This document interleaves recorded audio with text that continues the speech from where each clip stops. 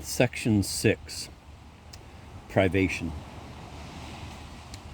All general privations are great because they are all terrible. Vacuity, darkness, solitude, and silence. With what a fire of imagination, yet with what severity of judgment has Virgil amassed all these circumstances, where he knows that all the images of a tremendous dignity ought to be united at the mouth of hell, where, before he unlocks the secrets of the great deep, he seems to be seized with a religious horror, and to retire astonished at the boldness of his own designs.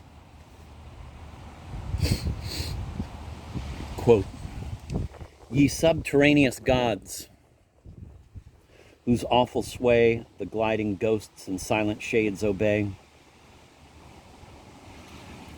O chaos hoar and phlegeton profound, whose solemn empire stretches wide around, give me, ye great tremendous powers, to tell of scenes and wonders in the depth of hell. Give me your mighty secrets to display from those black realms of darkness to the day." End of quote. Quote, "Obscure they went through dreary shades that led along the waste dominions of the dead." End of quote. Dryden. Section 7. Vastness. Greatness of dimension is a powerful cause of the sublime. This is too evident and the observation too common to need any illustration. It is not so common to consider in what ways greatness of dimension, vastness of extent or quantity, has the most striking effect. For certainly there are ways and modes wherein the same quantity of extension shall produce greater effects than it is found to do in others. Extension is either in length, height, or depth. Of these, length strikes least, and 100 yards of even ground will never work such an effect as a tower and 100 yards high, or a rock or mountain of that altitude.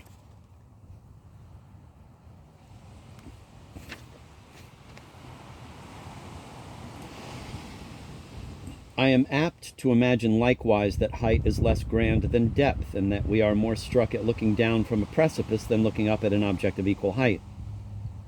But of that I am not very positive. A perpendicular has more force in forming the sublime than an inclined plane, and the effects of a rugged and broken surface seem stronger than where it is smooth and polished.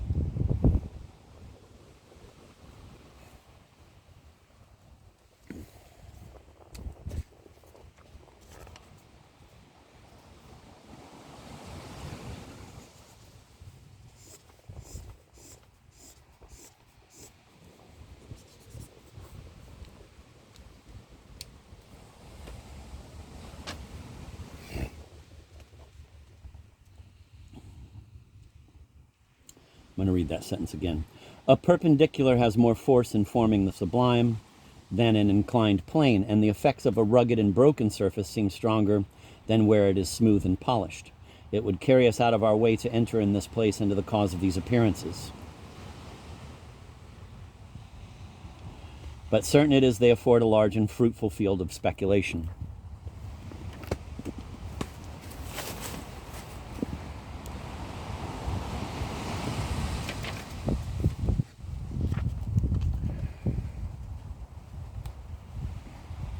However, it may not be amiss to add to these remarks upon magnitude that, as the great extreme of dimension is sublime,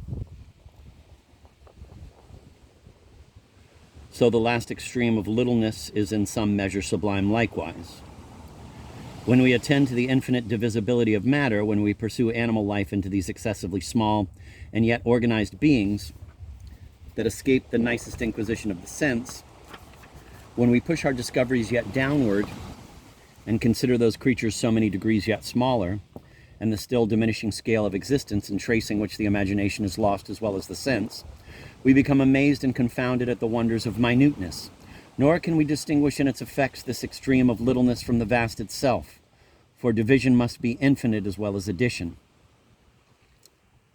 Because the idea of a perfect unity can no more be arrived at than that of a complete whole, to which nothing may be added.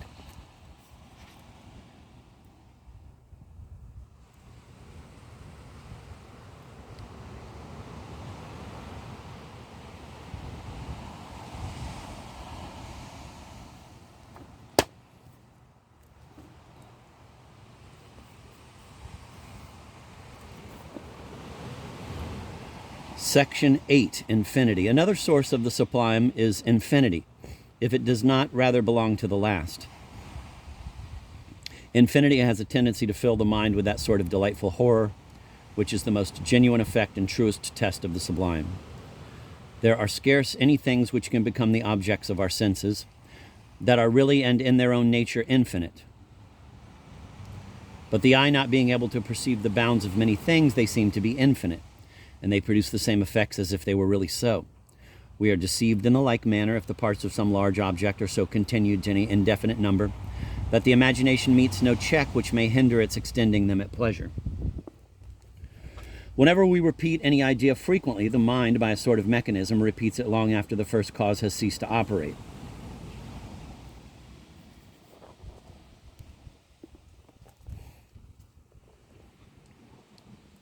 After whirling about, when we sit down, the objects about us still seem to whirl. After a long succession of noises, as the fall of waters or the beating of forge hammers, the hammers beat and the water roars in the imagination long after the first sounds have ceased to affect it. And they die away at last by gradations which are scarcely perceptible. If you hold up a straight pole with your eye to one end, it will seem extended to a length almost incredible. Place a number of uniform and equidistant marks on this pole.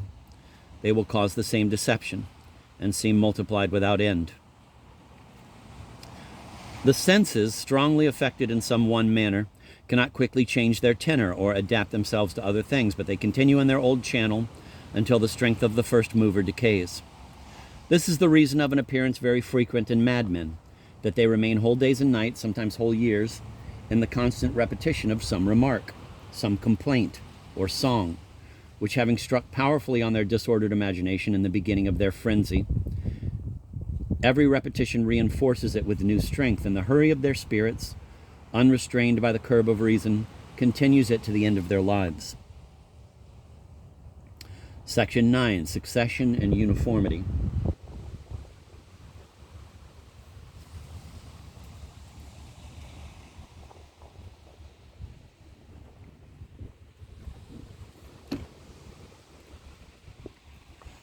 Succession and uniformity of parts are what constitute the artificial infinite.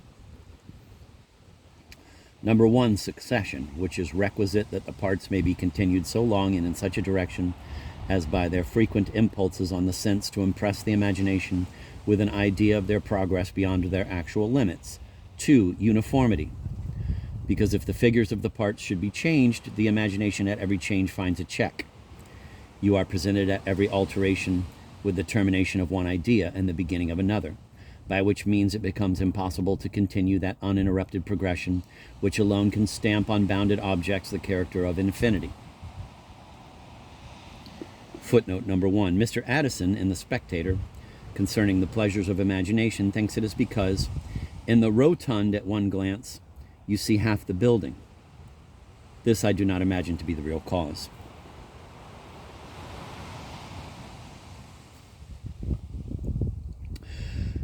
It is in this kind of artificial infinity, I believe, we ought to look for the cause why a rotund has such a noble effect. For in a rotund, whether it be a building or a plantation, you can nowhere fix a boundary. Turn which way you will, the same object still seems to continue, and the imagination has no rest. But the parts must be uniform as well as circularly disposed to give this figure its full force, because any difference, whether it be in the disposition or in the figure, or even in the color of the parts, is highly prejudicial to the idea of infinity, which every change must check and interrupt at every alteration commencing a new series. On the same principles of succession and uniformity, the grand appearance of the ancient heathen temples, which were generally oblong forms with a range of uniform pillars on every side, will be easily accounted for. From the same cause also may be derived the grand effect of the aisles in many of our old cathedrals. The form of a cross used in some churches seems to me not so eligible as the parallelogram of the ancients.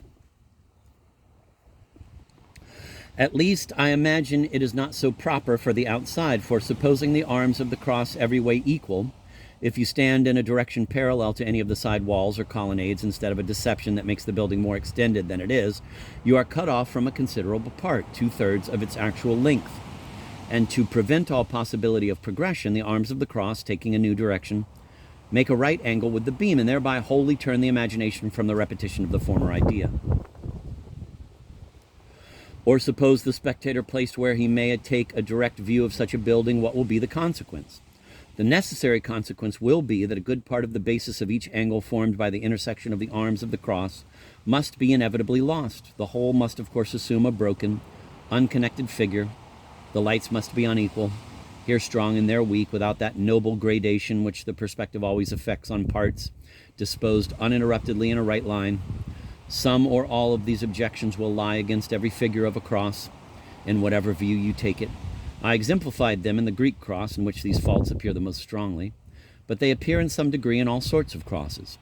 Indeed, there is nothing more prejudicial to the grandeur of buildings than to abound in angles, a fault obvious in many, and owing to an inordinate thirst for variety, which, whenever it prevails, is sure to leave very little true taste.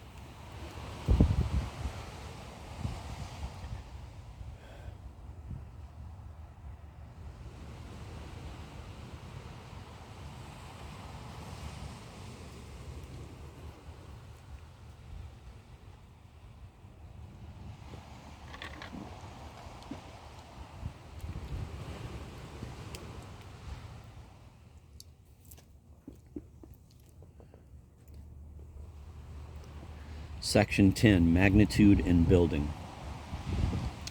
To the sublime in building, greatness of dimension seems requisite.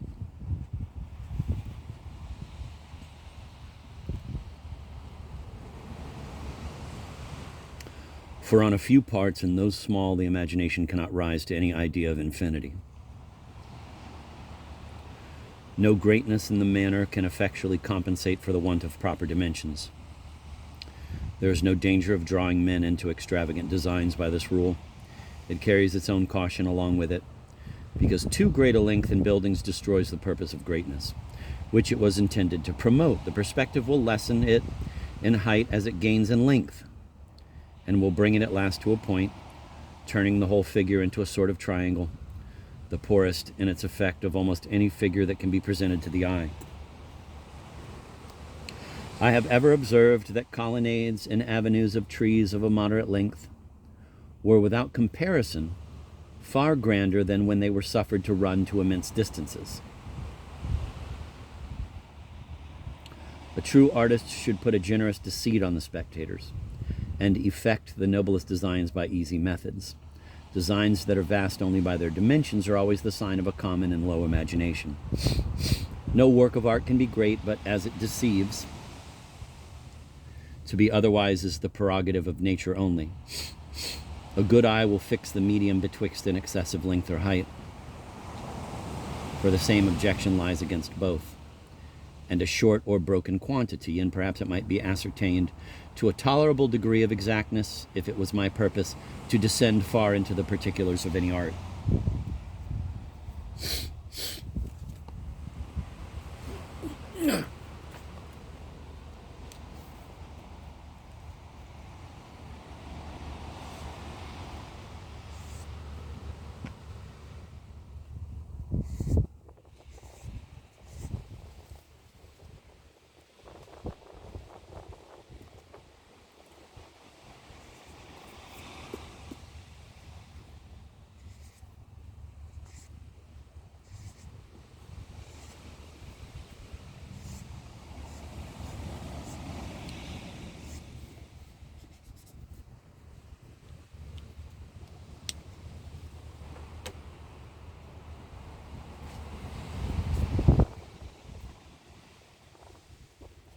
Section 11, Infinity in Pleasing Objects.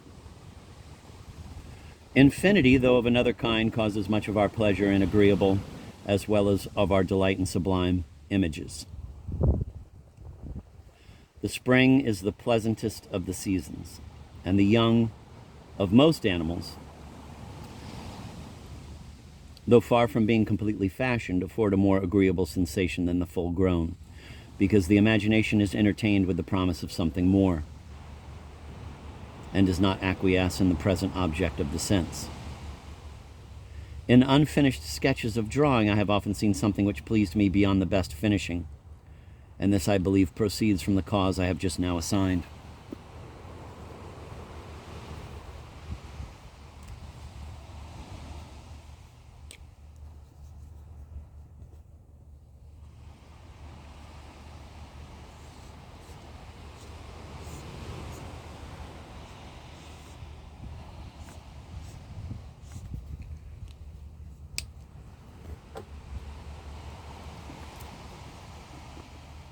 Section 12, difficulty. Another source of greatness is difficulty. When any work seems to have required immense force and labor to effect it, the idea is grand. Stonehenge, neither for disposition nor ornament, has anything admirable, but those huge rude masses of stone set on end and piled on each other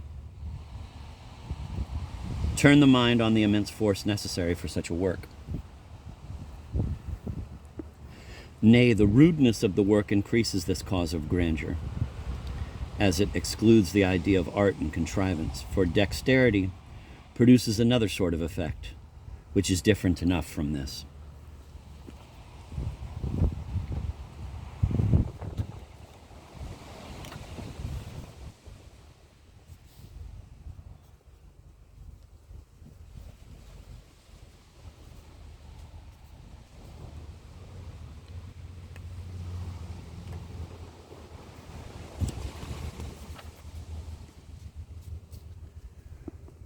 Section 13, magnificence.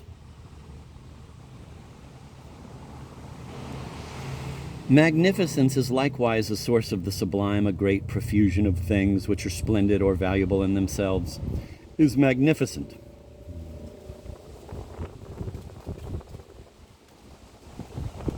The starry heaven, though it occurs so very frequently to our view, never fails to excite an idea of grandeur. This cannot be owing to the stars themselves separately considered. The number is certainly the cause. The apparent disorder augments the grandeur, for the appearance of care is highly contrary to our idea of magnificence. Besides, the stars lie in such apparent confusion as makes it impossible on ordinary occasions to reckon them. This gives them the advantage of a sort of infinity.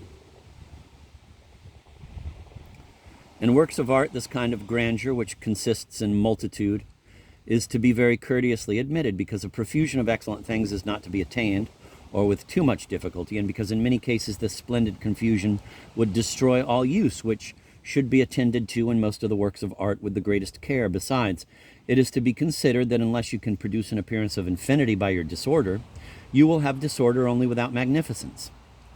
There are, however, a sort of fireworks and some other things that in this way succeed well and are truly grand. There are also many descriptions in the poets and orators which owe their sublimity to a richness and profusion of images, in which the mind is so dazzled as to make it impossible to attend to that exact coherence and agreement of the allusions which we should require on every other occasion. I do not now remember a more striking example of this than the description which is given of the king's army in the play of Henry IV.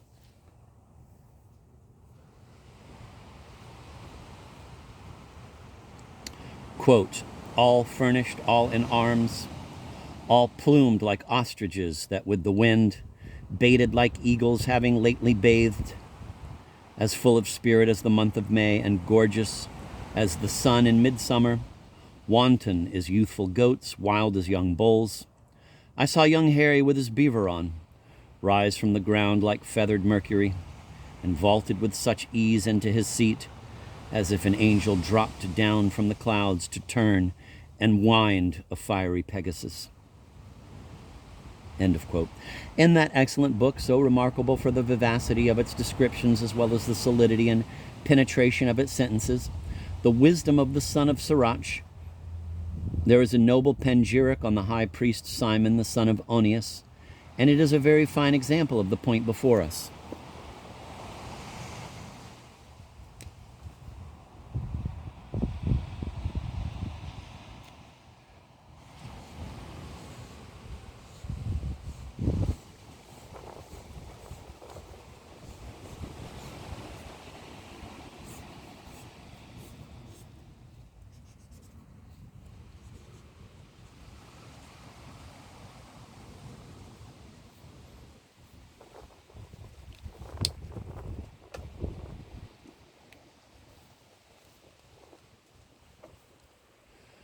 I'm going to read that last couple of sentences again.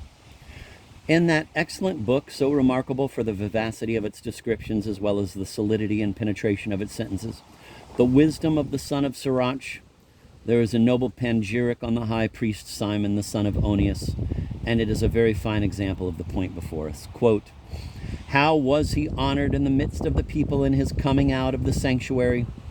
He was as the morning star in the midst of a cloud, and as the moon at the full, as the sun shining upon the temple of the Most High, and as the rainbow giving light in the bright clouds, and as the flower of roses in the spring of the year, as lilies by the rivers of waters, and as the frankincense tree in summer, as fire and incense in the censer, and as a vessel of gold set with precious stones, as a fair olive tree budding forth fruit, and as a cypress which groweth up to the clouds.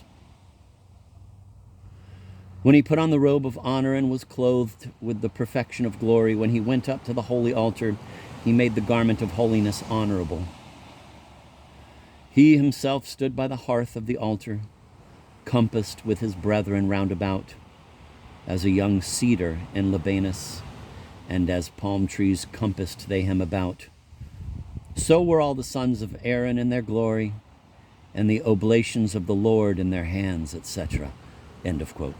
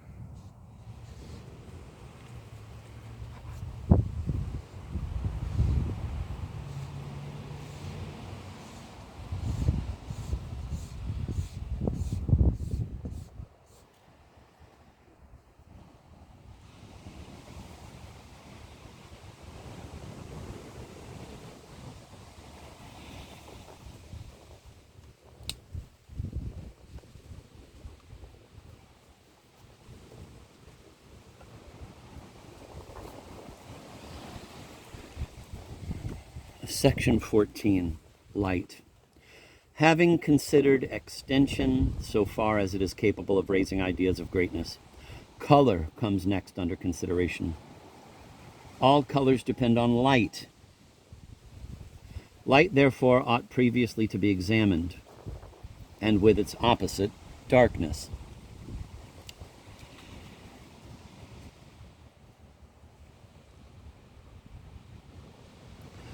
With regard to light, to make it a cause capable of producing the sublime, it must be attended with some circumstances, besides its bare faculty of showing other objects.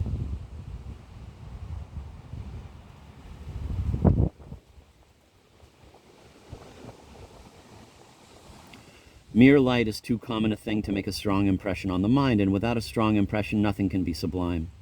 But such a light as that of the sun, immediately exerted on the eye as it overpowers the sense, is a very great idea. Light of an inferior strength to this, if it moves with great celerity, has the same power. For lightning is certainly productive of grandeur, which it owes chiefly to the extreme velocity of its motion.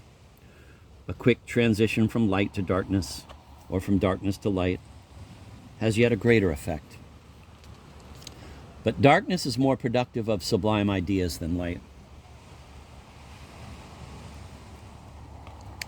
Our great poet was convinced of this, and indeed so full was he of this idea, so entirely possessed with the power of a well-managed darkness, that in describing the appearance of the deity, amidst the profusion of magnificent images, which the grandeur of his subject provokes him to pour out upon every side, he is far from forgetting the obscurity which surrounds the most incomprehensible of all beings, but, quote, with majesty of darkness round circles his throne, end of quote. And what is no less remarkable, our author had the secret of preserving this idea, even when he seemed to depart the farthest from it. When he describes the light and glory which flows from the divine presence, a light which by its very excess is converted into a species of darkness. Quote, "Dark with excessive light thy skirts appear."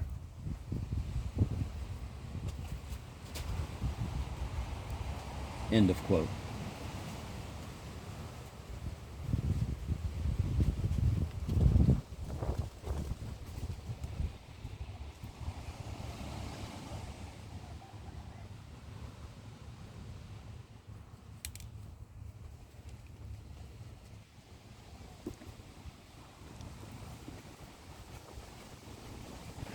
Here is an idea not only poetical in a high degree, but strictly and philosophically just. Extreme light, by overcoming the organs of sight, obliterates all objects so as in its effect exactly to resemble darkness. After looking for some time at the sun, two black spots, the impression which it leaves, seem to dance before our eyes. Thus are two ideas as opposite as can be imagined reconciled in the extremes of both, and both, in spite of their opposite nature, brought to concur in producing the sublime. And this is not the only instance wherein the opposite extremes operate equally in favor of the sublime, which in all things abhors mediocrity.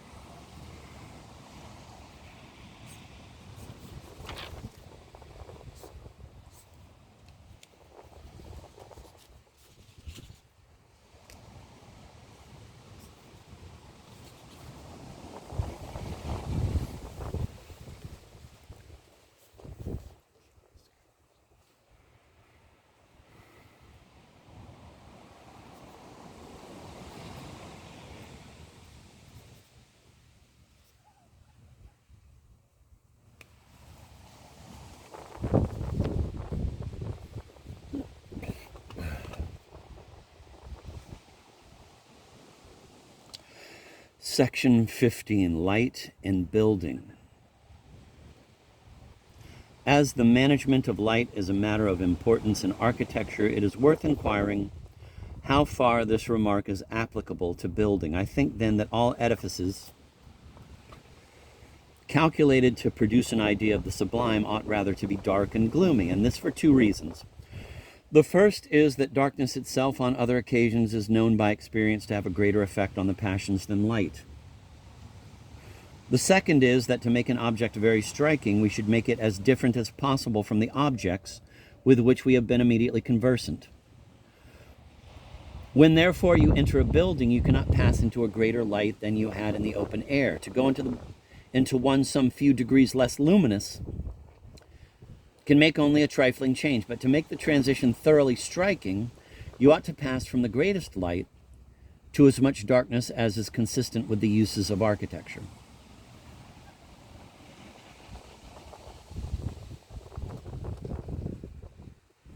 At night, the contrary rule will hold, but for the very same reason. And the more highly a room is then illuminated, the grander will the passion be.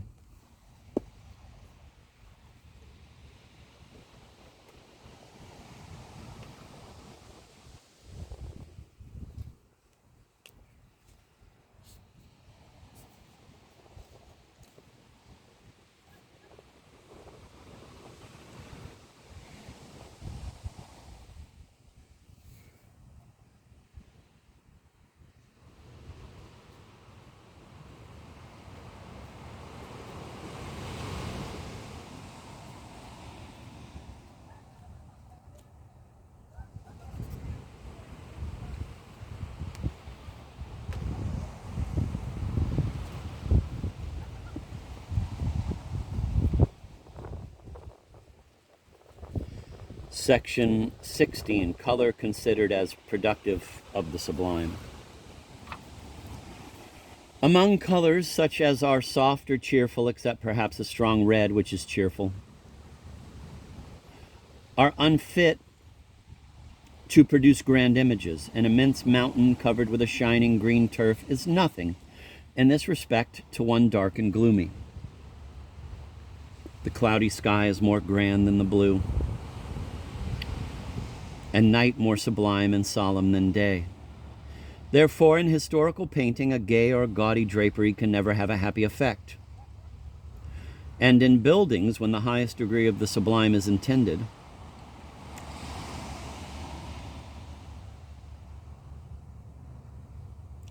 the materials and ornaments ought neither to be white, nor green, nor yellow, nor blue, nor a pale red, nor violet, nor spotted, but of sad and fuscous colors, as black, or brown, or deep purple, and the like. Much of gilding, mosaics, painting, or statues contribute but little to the sublime. This rule need not be put in practice except where an uniform degree of the most striking sublimity is to be produced, and that in every particular. For it ought to be observed that this melancholy kind of greatness, though it be certainly the highest, ought not to be studied in all sorts of edifices, where yet grandeur must be studied. In such cases, the sublimity must be drawn from the other sources, with a strict caution, however, against anything light and riant, as nothing so effectually deadens the whole taste of the sublime.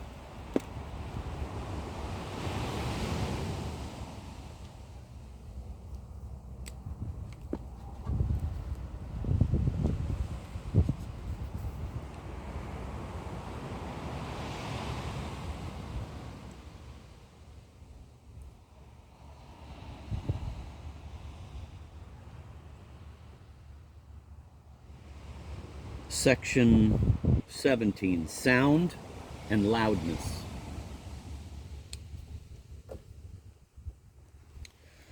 The eye is not the only organ of sensation by which a sublime passion may be produced.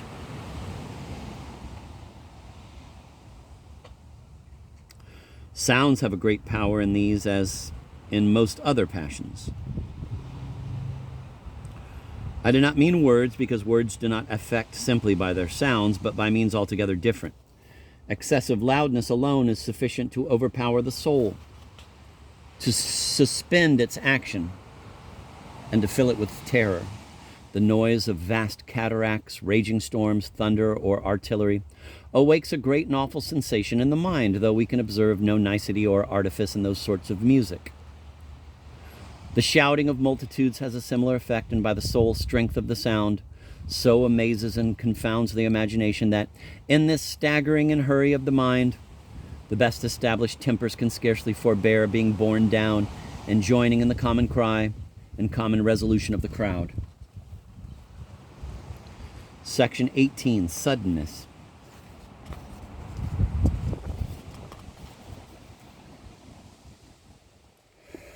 A sudden beginning or sudden cessation of sound of any considerable force has the same power. The attention is roused by this, and the faculties driven forward, as it were, on their guard. Whatever, either in sights or sounds, makes the transition from one extreme to the other easy, causes no terror, and consequently can be no cause of greatness. In everything sudden and unexpected, we are apt to start. That is, we have a perception of danger, and our nature rouses us to guard against it. It may be observed that a single sound of some strength, though but of short duration, if repeated after intervals, has a grand effect. Few things are more awful than the striking of a great clock, when the silence of the night prevents the attention from being too much dissipated. The same may be said of a single stroke on a drum, repeated with pauses, and of the successive firing of cannon at a distance. All the effects mentioned in this section have causes very nearly alike. Section 19, Intermitting. A low, tremulous, intermitting sound, though it seems in some respects opposite to that just mentioned, is productive of the sublime. It is worthwhile to examine this a little. The fact itself must be determined by every man's own experience and reflection. I have already observed that night increases our terror more perhaps than anything else. It is our nature, when we do not know what may happen to us, to fear the worst that can happen.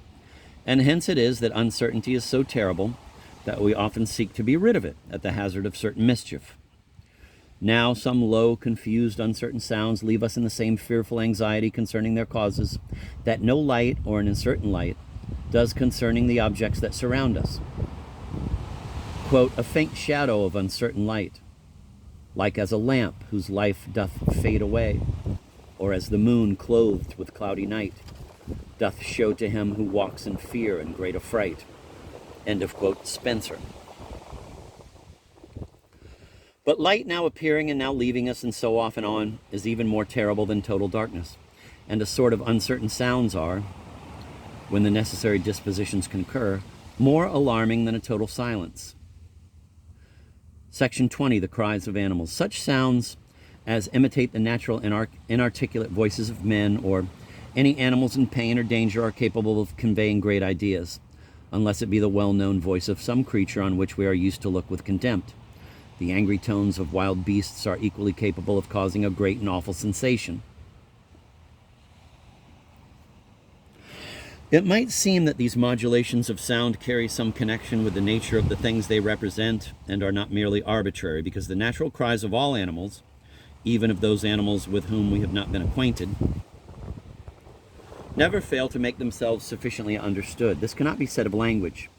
The modifications of sound which may be productive of the sublime are almost infinite. Those I have mentioned are only a few instances to show on what principles they are all built. Section 21, smell and taste, bitters and stenches. Smells and tastes have some share too in ideas of greatness, but it is a small one, weak in its nature, and confined in its operations. I shall only observe that no smells or tastes can produce a grand sensation, except excessive bitters and intolerable stenches. It is true that these affections of the smell and taste, when they are in their full force and lean directly upon the sensory, are simply painful and accompanied with no sort of delight. But when they are moderated, as in a description of, or narrative, they become sources of the sublime, as genuine as any other, and upon the very same principle of a moderated pain. Quote, a cup of bitterness, end of quote. Quote, to drain the bitter cup of fortune, end of quote. Quote, the bitter apples of Sodom, end of quote. These are all ideas suitable to a sublime description. Nor is this passage of Virgil without sublimity, where the stench of the vapor in Albunia conspires so happily with the sacred horror and gloominess of that prophetic forest. At rex solicitus monstris oracula fani, fatidici genitoris adit lucosque sub alta, consulat Albunia, nemorum quae maxima sacro fonte sonnet, sevamque exhalat opaca mephidim. In the 6th book, and in a very sublime description, the poisonous exhalation of Archeron is not forgotten, nor does it all disagree with the other images amongst which it is introduced. Spelunca alta fuit vestoc immanis haiutu, scrupea, tuta lacu nigro, nemorumque tenebris, quam superhaud ule poterant impune volens, tendere iter pinnis, talus, cis halitus atris, facibus effundens, supra ad convexa ferabat.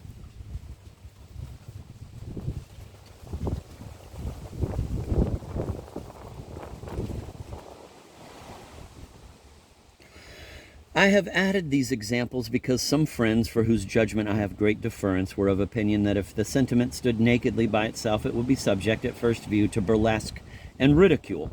But this, I imagine, would principally arise from considering the bitterness and stench in company with mean and contemptible ideas, with which it must be owned they are often united. Such an union degrades the sublime in all other instances as well as in those. But it is one of the tests by which the sublimity of an image is to be tried, not whether it becomes mean when associated with mean ideas, but whether, when united with images of an allowed grandeur, the whole composition is supported with dignity. Things which are terrible are always great. But when things possess disagreeable qualities, or such as have indeed some degree of danger, but of a danger easily overcome, they are merely odious, as toads and spiders. Section 22, feeling, pain. Of feeling, little more can be said than that the idea of bodily pain and all the modes and degrees of labor, pain, anguish, torment, is productive of the sublime. and nothing else in this sense can produce it. I need not give here any fresh instances, as those given in the former sections abundantly illustrate or remark that, in reality, wants only an attention to nature to be made by everybody. Having thus run through the causes of the sublime with reference to all the senses, my first observation, section 7, will be found very nearly true, that the sublime is an idea belonging to self-preservation, that it is therefore one of the most affecting we have, that its strongest emotion is an emotion of distress, and that no pleasure from a positive cause belongs to it. Numberless examples besides those mentioned might be brought in support of these truths, and many perhaps useful consequences drawn from them.